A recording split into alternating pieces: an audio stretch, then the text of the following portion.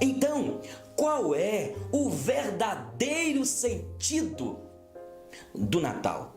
Muitos líderes evangélicos têm condenado veementemente o Natal. E eles dizem o seguinte, que esta data refere-se a uma festa pagã, a uma festa do solstício, que era uma festa de adoração ao Deus Sol, quando o Sol tinha a sua maior intensidade e que aqueles povos criam que ali era uma vitória do Sol, do Deus Sol, sobre as trevas, sobre a escuridão. E aí eles faziam aquela festa pagã, dia 25 de dezembro, para comemorar e adorarem ao Deus Sol. E eles dizem o seguinte, que a Igreja Católica Apostólica Romana pegou esta data de uma adoração ao Sol pagã e aí colocou Jesus nesta data. E que Jesus não nasceu em dezembro. Agora veja bem, na verdade, a igreja na época, para contrapor esta festa pagã, ela colocou então o nascimento de Jesus para contrapor esta festa pagã, até para mostrar que Jesus, que é o sol da justiça, que é o Filho de Deus que veio, que é o próprio Deus que se encarnou, que é dono de tudo. A ideia de Natal, nós precisamos até de refletir sobre isso e explicar mais à igreja sobre isso, que Jesus, ele é maior do que o sol. Na verdade, Jesus, ele que fez o sol, ele que criou a lua, os astros, as estrelas, o cosmos. Este foi o propósito da igreja. E as pessoas não entendem, mas era uma máxima que nós aprendemos no seminário. Se pode complicar, para que simplificar? Entendeu? Aí eles dizem que não, é uma festa pagã. Depois você estuda sobre o solstício, que era esta festa pagã que existia, mas que a igreja, eu creio, foi muito feliz de colocar esta data, porque Jesus, ele é maior do que o sol, ele é o sol que brilha, é o sol da justiça. E aí eles dizem que esta data é errada. Não importa, irmãos, se é março, abril, agosto, outubro, novembro, o que importa é que Jesus nasceu. Não importa, é a maior festa cristã. Mas eles também condenam a árvore de Natal, dizendo que a árvore era feita na época a Tamis, ao deus Tamis. Mas a Bíblia diz no Salmo 24 que de Deus é a terra, os céus dos céus, tudo que existe, as árvores, os animais, as aves dos céus, tudo é de Deus e pertence a Ele. Ele é o dono de tudo. E nós ficamos com Martinho Lutero. Martinho Lutero fez na época um pinheirinho. Na época do outono, todas as árvores caíam as suas folhas. O pinheirinho permanecia. Aí ele colocava as velas, porque não tinha luzes, não tinha pisca-pisca como hoje, né? Mas ele colocava simbolizando Jesus, a luz do mundo. Ele colocava uma estrela em cima, simbolizando aquela estrela que guiou os magos. Colocava o vermelho, simbolizando o cordeiro, o sangue do cordeiro. E aqueles presentes, que eles até condenam, dizendo que é uma trocação de presentes, é compra de presentes, é um comércio. Gente, tem muita coisa que o mundo aí faz e que, se nós formos condenar, daqui a pouco nós não vamos ter nem comunhão uns com os outros. Nós teremos de sair completamente do mundo. Mas como é importante, porque os magos levaram ouro, incenso e mirra e ofereceram ao menino Jesus. Eu creio que colocar os presentes na árvore e explicar a nossa família é o momento de partilharmos, presentearmos uns aos outros, porque nós recebemos um grande presente, o maior presente, a nossa salvação de graça. Vós sois salvos pela graça. Agora, eu concordo com a figura do Papai Noel, que tomou o lugar do nosso Papai do céu. Porque a ideia do Papai Noel, esta lenda que foi feita para despertar, né, no coração das crianças, a fantasia no coração das crianças, e acabou tomando lugar de Deus, porque o Papai Noel se tornou onipresente, onipotente e onisciente. Aí precisamos de explicar para as nossas crianças, mas também não cair naquela obsessão doida que alguns líderes têm, alguns evangélicos têm, de a criança chegar no shopping lá, deixa eu tirar um retrato com o Papai Noel, papai. E aí o pai, não, isso é do demônio. Por favor, nós precisamos de explicar nas nossas escolas cristãs, para as nossas crianças, na igreja.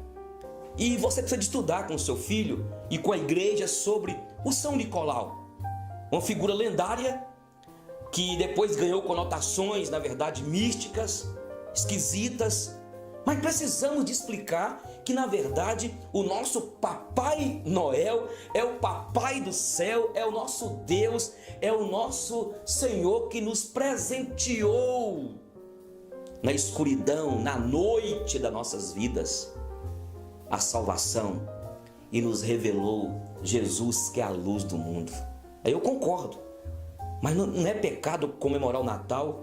Não é pecado fazer em casa uma árvore de Natal. Agora, é verdade que você não vai colocar os gnomos, não vai colocar lá aqueles anjos, encher daquela pataquara. Não, coloca lá as luzinhas, coloca aquela estrela, coloca ali os presentes, cerca com uma fita vermelha representando o sangue do Cordeiro. E lembrando também, depois você estuda sobre a árvore de Natal, que tem uma ligação também, algumas igrejas comemoravam na antiguidade, comemoram até hoje, referindo-se ao Éden, a árvore da vida.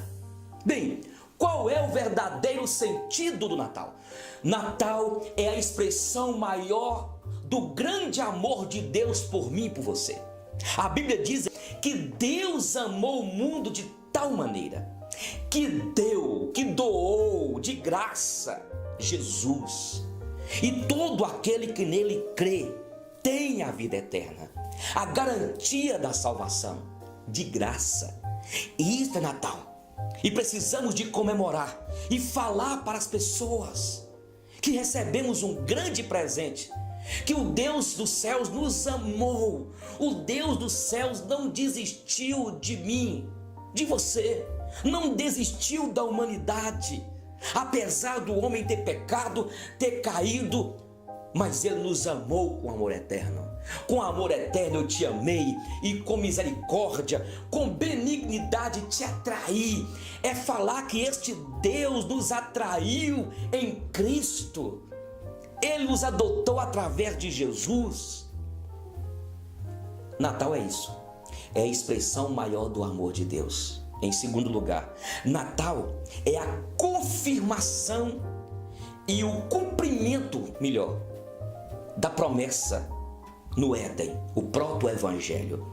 Em Gênesis 3 mostra, quando Deus criou o homem, a sua imagem e semelhança, dotou o homem com capacidade de sonhar, tomar decisões, fazer escolhas, o homem como ser inteligente. Deus colocou no homem alguns atributos inerentes a ele. Fomos feitos com capacidade de amar, fomos feitos com essa capacidade de criar. E aí o homem pecou. Deus falhou no seu projeto? Não. Deus não falhou. Mas aí Deus, quando viu que o homem pecou, Ele já havia provido, desde os tempos eternos, um meio de resgatar o homem. E ali diz que da mulher sairia aquele que viria para esmagar a cabeça da serpente, de Satanás, que ludibriou, que enganou Eva, o casal no paraíso. E no tempo certo, na plenitude dos tempos, ele veio. A Bíblia diz em Isaías 7, foi profetizado, que nasceria da mulher de Maria, o Emanuel, o Deus conosco, o Deus em mim, em você. É o Deus que se fez gente, que se fez carne, que chorou a minha lágrima, que suou o teu suor, que sentiu as minhas angústias, as minhas tristezas, o Deus que veio a este mundo e carregou sobre si as nossas dores, as nossas mazelas, as nossas idiosincrasias. Ele veio. Isso é Natal. Isso é o momento de dar glórias a Deus. É um momento de refletirmos e dizer: glória seja dada ao teu nome, Senhor.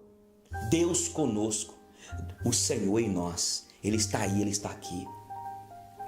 A Bíblia diz em Isaías 9 que o nome dele seria maravilhoso, seria Deus forte, conselheiro. Ele seria o príncipe da paz. Ele é o Pai da eternidade. Natal é isso.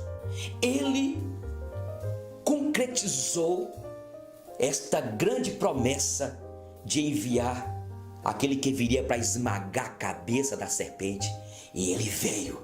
Natal é para nós refletirmos na identidade deste menino, este Emanuel, este que é o pão da vida, a água viva, a ressurreição e a vida, o advogado. Ele é o alfa, o ômega, ele é o princípio e o fim. Ele é o Cordeiro imaculado, a brilhante estrela da manhã. Precisamos de refletir sobre a identidade desse menino. Isso é Natal. Poderíamos ficar aqui 3, 4 horas falando da identidade deste menino que mudou o mundo inteiro. A sua chegada foi celebrada nos céus, no cosmos, na terra, e até hoje o é.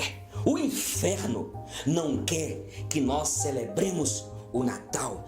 Toda vez que a humanidade, que os cristãos celebram o Natal, está na verdade trazendo à memória de uma maneira viva que o Filho de Deus, o Salvador, veio, o Cristo, o Jesus, o amado das nossas almas. Então, Natal, em terceiro lugar, é a adoração a Deus. A Bíblia diz em Mateus 2 que os magos foram para adorá-lo e o adoraram, o menino, reverenciaram, reconhecendo que ele é Deus, Jesus. No Natal precisamos de refletir sobre isso e ensinar a igreja e ensinar nossos filhos que Jesus, ele é o eu sou o que sou.